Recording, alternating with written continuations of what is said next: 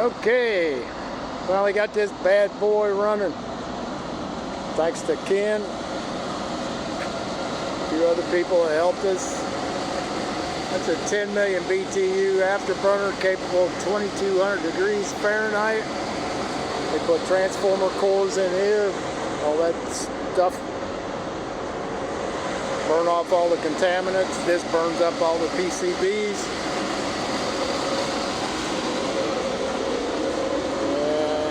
This is what we just replaced. We got it NFPA compliant now.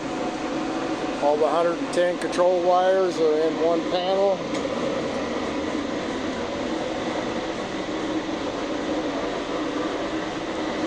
Three phases all in that panel.